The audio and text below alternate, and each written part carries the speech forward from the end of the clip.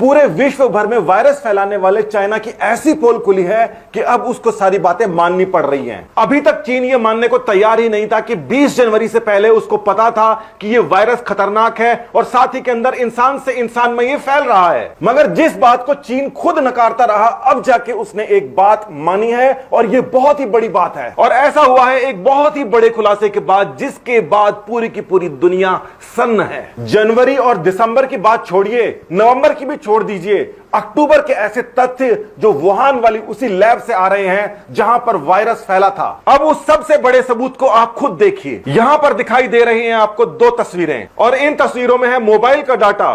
वो मोबाइल जो हर आदमी अपने पास रखता है, चाहे कहीं पर भी काम करे, साधारण आदमी हो या कर्मचारी, मोबाइल हमेशा अपने पास रहता है और उसका एक खास तौर पर डेटा तैयार किया जाता है जहां पर सेंसिटिव एरिया होते हैं। ये देखिए ऊपर वाली तस्वीर के अंदर साफ नजर आ जाता है कि जुलाई से लेकर मार्च तक एवरेज तस्वीर इस प्रकार से रहा करती थी कि वहां पर हजारों मोबाइल दिखाई दिया करते थे उस पूरे इलाके में जहां पर वुहान इंस्टीट्यूट ऑफ वायरोलॉजी है। मगर अचानक से 6 दिन के लिए वो सारे के सारे मोबाइल उस पूरे एरिया से गायब हो जाते हैं। ऐसा लगता है कि वहां पर पूरा बाड़ेबंदी कर दी गई है, ना किसी को अंदर आने दिया जा रहा है, ना किसी को बाहर जाने दिया जा रहा है। ये नीचे वाली तस्वीर जो आप देख रहे हैं 14 से 19 अक्टूबर के बीच में, जो कि मोबाइल ट्रैफिक दिखाती है उस एरिया का। और इन 6 दिनों के बीच में वहां पर एक सिंगल आदमी भी मोबाइल लेकर दिखाई नहीं दिया। केवल उस लैब की बात नहीं कर रहे, उस लैब के आसपास के पूरे एरिया की बात कर रहे हैं। ना कोई सरकारी छुट्टी, ना कोई त्योहार, तो आखिर इस लैब के आसपास में मोबाइल ट्रैफिक पूरी की पूरी तरीके से गायब कैसे हो गया। अब आप यह भी समझ लीजिए कि P4 वाली जो लैब है, जो वायरोलॉजी वाली लैब है, वो कोई साधारण लैब नहीं है कि उसको बंद कर दिया जाए और वहां पर कोई भी नहीं आएगा। इस समय तक साधारण आदमियों को भी पता है कि जैविक हथियार, न्यूक्लियर वेपन जितना ही पावरफुल होता है और या ये कह लीजिए उससे भी ज्यादा खतरनाक होता है, तो भला उसकी हिफाजत के लिए वो पूरा एरिया खाली हो जाएगा, कोई गार्ड नहीं, कोई नहीं, कुछ भी नहीं। कहीं ऐसा तो नहीं कि इस दौरान उस लैब से वायरस को फैलाकर देखा जा रहा हो कि ये वायरस कितना दूर तक फैल रहा है, कैसे कैसे फैल रहा है और वहां पर उस वायरोलॉजी लैब के अंदर और क्या क्या है। इस खबर में साफ तौर पर लिखा गया है कि वुहान लैब का शटडाउन किया गया था अक्टूबर में, और केवल इतना ही नहीं, अक्टूबर 7 से लेकर अक्टूबर 24 तक ये पूरा एरिया डाउन था और 6 अक्टूबर से 11 अक्टूबर के बीच में कुछ ना कुछ खतरनाक काम इस एरिया के अंदर हुआ था। क्या हो सकता है वो खतरनाक काम, और वायरोलॉजी की लैब कितनी खतरनाक हो सकती है उसके ऊपर नजर डालिए। वुहान के उसी लैब की एक तस्वीर सामने आई है जिसमें साफ तौर पर देखा जा सकता है कि सील टूटी है वायरस वाले चैम्बर की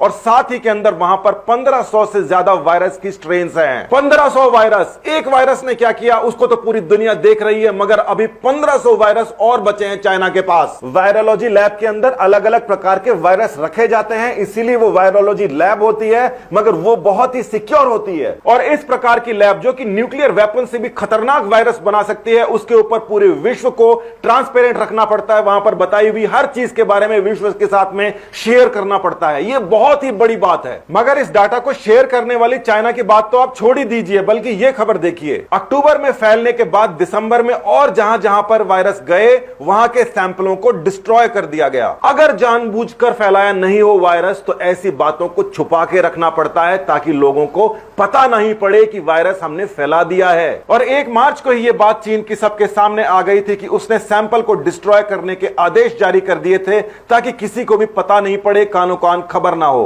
अक्टूबर से लेकर जनवरी तक बात को छुपाया जा रहा था और उसके बाद में भी चाइना ने 1 मार्च से लेकर अभी तक 17 मई तक इस बात को माना नहीं था, मगर आखिर उनको मानना पड़ा जब वो डेटा सामने आया जहां पता पड़ा कि चाइना के हर चीज के ऊपर नजर रखी जा रही है। इतना आसान नहीं है बच पाना। इस तस्वीर को भी देखिए जो 31 दिसंबर 2019 की है, जहां पर ताइवान ने यह बताया था कि चीन के अंदर संक्रामक वायरस फैल रहा है जिससे पूरे के पूरे विश्व को खतरा है, तुरंत फ्लाइट्स रोक दी जानी चाहिए ताकि विश्व बच सके। 31 दिसंबर को ताइवान ने कहा और 1 जनवरी को चाइना ने सारे सैंपल डिस्ट्रॉय कर दिए। उनको यह बात किसने बताई थी? WHO ने बताई थी कि इस प्रकार का एक मेल हमारे पास में आया है, उसका क्या जवाब है? उसका जवाब यह रहा कि चाइना ने वो सैंपल डिस्ट्रॉय कर दिए। 16 मई को उसने ये कंफर्म किया है कि हां, हमने सैंपल को डिस्ट्रॉय किया था और हमने ये बायोसेफ्टी रीजंस के लिए डिस्ट्रॉय किया था। इस बात को समझिए, बायोसेफ्टी रीजंस के लिए चाइना ने 1 जनवरी को डिस्ट्रॉय कर दिया सैंपल। किस बात की बायोसेफ्टी? 1 जनवरी को जो सैंपल डिस्ट्रॉय हो रहे हैं जिसको बायोसेफ्टी का नाम दिया जा रहा है, इसका मतलब है कि संक्रमण फैल रहा है। और 1 जनवरी को अगर वो आपने सैंपल डिस्ट्रॉय कर दिए हैं और आपको 1 जनवरी को पता है कि वायरस संक्रामक है,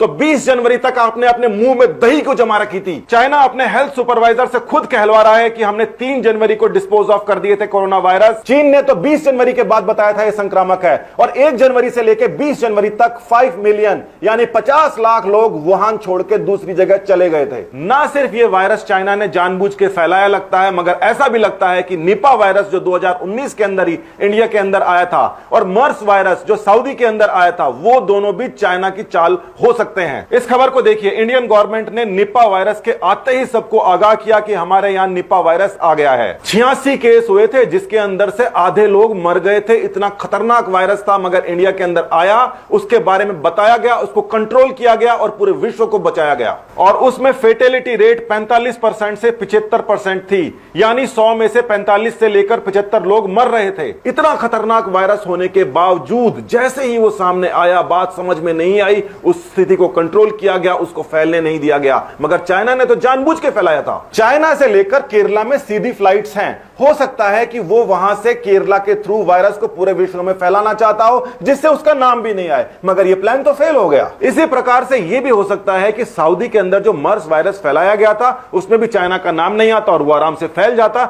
मगर कुल मिला के बात समझ में यह आ रही है कि वायरस को फैलाने के लिए कम से कम इतनी बड़ी पॉपुलेशन को इन्फेक्ट करना जरूरी है ताकि वो दूसरे विश्व तक फैल जाए।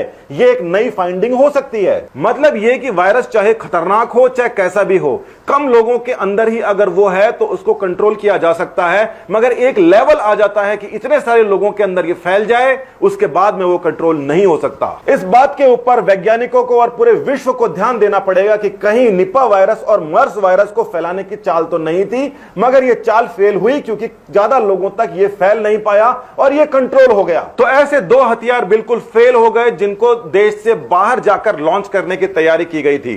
तो फिर तीसरा ये एक तरीका लगाया गया। तीसरा तरीका यह हो सकता था कि एक वैक्सीन बनाओ, अपने सभी के सभी लोगों को लगा दो, थोड़े से लोगों को मत लगाओ, वहां पर वायरस फैला दो, बहुत सारे लोगों तक फैल जाएगा, पूरे विश्व के अंदर फैल जाएगा, अर्थव्यवस्था चरमरा जाएगी, पूरा विश्व डाउन, चाइना अप। हो सकता है किसी भी लोकतांत्रिक देश के अंदर पक्ष विपक्ष होता है, मगर चाइना के अंदर कोई पक्ष है ना विपक्ष, वहां पर सिर्फ एक पार्टी है। तो ऐसे चीन के एजेंटों को जो छुपे पड़े हैं, उनको जवाब मिल गया होगा इस बात का कि चाइना को अपने इतने सारे लोगों को इन्फेक्ट इसलिए किया गया क्योंकि बाहर 2 बार ऐसा हो चुका है निपा वायरस में, मर्स वायरस के अंदर, जहां पर जैसे ही संक्रमण होता वहां की गवर्नमेंट अटैक करती उस वायरस के ऊपर और ठीक कर देती। और अगर तुम्हारा चाइना इस बारे में निर्दोष है तो वो अपनी इन्वेस्टिगेशन क्यों नहीं होने दे रहा? पूरा विश्व कह रहा है कि WHO और चाइना के ऊपर निष्पक्ष इन्वेस्टिगेशन होनी चाहिए, वायरस पे इन्वेस्टिगेशन होने चाहिए, मगर चाइना कह रहा है ना तो मैं वायरस पे करने दूंगा, ना मैं किसी को यहां पर आने दूंगा। ये खबर देखिए, चाइना कह रहा है इन्वेस्टिगेशन होगी तो WHO उसके अंदर पार्टिसिपेट करेगा। WHO तो खुद चाइना का पालतू है, पूरी दुनिया ये जानती है, सबने कह भी दिया है, मुंह पर कह दिया है। आज के टाइम में जब चाइना कह रहा है कि 3 जनवरी को हमने सैंपल डिस्ट्रॉय करे थे क्योंकि वो हैजार्डस थे, इन्फेक्शियस थे, फिर WHO तो 15 जनवरी को वहां पर आके गया था और वापस आने के बाद तो WHO ने ट्वीट भी किया था 15 जनवरी को। क्या करेगा? ट्वीट डिलीट करेगा क्या? और इतनी सी बात नहीं है, चाइना के बारे में एक और बात सुन लीजिए जिसको सुन के आपको हंसी आएगी या गुस्सा आएगा। WHO का प्रमुख तो चाइना को इन्विटेशन दे रहा है कि आप भी अपने इस लोगों को शामिल करो जो आप ही के खिलाफ इन्वेस्टिगेशन है। और जवाब के अंदर चाइना से क्या जवाब आया वो भी देख लीजिए। तो जवाब महाराज ने यह दिया कि इस समय तो महामारी से हम ग्रसित हैं, बाद में कर लेना जब खत्म हो जाए। तो आप ये भी जान लीजिए कि महामारी का आलम चीन के अंदर और बाकी विश्व में क्या है। बाकी विश्व वो जो कह रहा है कि इसके ऊपर इन्वेस्टिगेशन होनी चाहिए, और चाइना वो जो ये कह रहा है कि अभी तो हम महामारी से ग्रसित हैं, बाद के अंदर कर लेना। चीन के अंदर केवल 82,960 कंफर्म केसेस आए, जिसमें से 78,241 तो ठीक भी हो गए। तो चीन में एक्टिव मरीजों की संख्या केवल 85 है। और चीन ये कह रहा है कि इस समय तो हमें पेंडेमिक से छुटकारा लेने दो, उसके बाद में इन्वेस्टिगेशन करेंगे। जैसे सबूत हमने जनवरी में मिटाए थे, थोड़े बहुत बच गए, उसको और मिटा लेने दो। और इन्वेस्टिगेशन का क्या है, WHO वाला तो अपना ही आदमी है, कभी कर लेगा। अक्टूबर से लेकर चाइना इसको फैलाने की कोशिश कर रहा है। जनवरी के अंदर तो उसने मान भी लिया कि उसने सैंपल को डिस्ट्रॉय कर दिया क्योंकि हाईली इंफेक्शियस था, फिर भी 23 जनवरी तक वो दूसरों को बताता नहीं है कि लॉकडाउन कहीं लगाना चाहिए। अपने किसी शहर के अंदर लॉकडाउन लगाया नहीं, वुहान को छोड़कर। वुहान के 31 जनवरी की यह खबर है कि वहां पर भी लोग पैदल ही निकल पड़े अपने अपने घरों को जाने के लिए। चाइना के अंदर ऊपर से नहीं टपके लोग, वहां का जो मजदूर है वो वैसे ही सोचता है जो यहां का मजदूर सोचता है। और उससे भी महत्वपूर्ण बात यह है कि चाइना जिस प्रकार से ढीठ बेशर्मी का रवैया अपना रहा है, आखिर उसके पीछे उसके पास कारण क्या है? क्या चाइना इन 1500 वायरस जो उसके पास में और भी स्टोर्ड हैं उनकी धमकियां दे रहा है कि मेरे खिलाफ कोई भी एक्शन तुम नहीं कर सकते, या फिर कोई और ऐसी बात है जिसके ऊपर अभी तक किसी की नजर नहीं पड़ी है? कोरोना वायरस के खिलाफ जिस प्रकार से पूरा का पूरा विश्व लॉकडाउन कर रहा है, अपने खुद ही की अर्थव्यवस्थाएं चौपट कर रहा है, कहीं ये इसीलिए तो नहीं कि उनके टॉप लीडर्स को यह बात पता है कि अपने लोगों को अवेयर करना बहुत जरूरी है। सार्स के टाइम में ताइवान अवेयर हो गया था, तो कोरोना वायरस आने के बाद के अंदर उसने वहां पर तुरंत सारी सिचुएशन के ऊपर काबू पा लिया, क्योंकि प्रत्येक नागरिक को पता था कि वायरस इंफेक्शन जो फैलता है तो क्या होता है। आज के समय में भी प्रत्येक नागरिक को पता है कि अगर वायरस फैला, लॉकडाउन हुआ तो क्या क्या चीजें आएंगी सामने। अपने आप से यह सवाल आप खुद पूछिए कि क्या कभी आपने सपने में भी सोचा था कि इंडिया जैसी बड़ी कंट्री के अंदर, पूरी कंट्री के अंदर लॉकडाउन लग सकता है जिस प्रकार से इस समय तक लगा हुआ है? मार्केट के अंदर जाकर किसी भी वस्तु को खरीदने से पहले जिसके ऊपर मेड इन चाइना लिखा हो, उस वस्तु को खरीदने से पहले यह सवाल भी आपको पूछना पड़ेगा अपने आप से कि पहले 10 केस आते ही इंडिया के अंदर लॉकडाउन हो गया था, मगर उसके बाद लॉकडाउन के बाद भी हम इस समय 1 लाख से ज्यादा केस के ऊपर कैसे फैल गए, जबकि चाइना के अंदर वो आंकड़ा 80,000 के ऊपर गया ही नहीं। हमने जितने सस्ते सामान खरीदे थे चाइना वाले, उन सस्तों के अंदर जो पैसे बचाए थे उससे ज्यादा तो नुकसान हो गया। चाइनीज मोबाइल और सीसीटीवी के जरिए जिसको आप पैसे दे के खरीद रहे हो, कहीं वो चाइना के ही जासूसी के हथियार तो नहीं है जो आप खुद खरीद के लेके आ रहे हो? आज से 2 दिन पहले ही चीन ने यह माना है कि उन सैंपलों को जो संक्रामक थे उनको डिस्ट्रॉय किया गया 1 जनवरी को,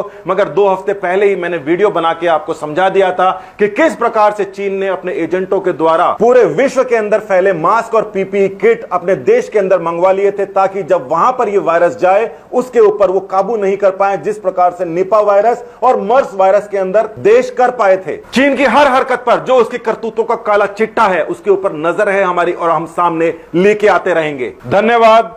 जय हिंद।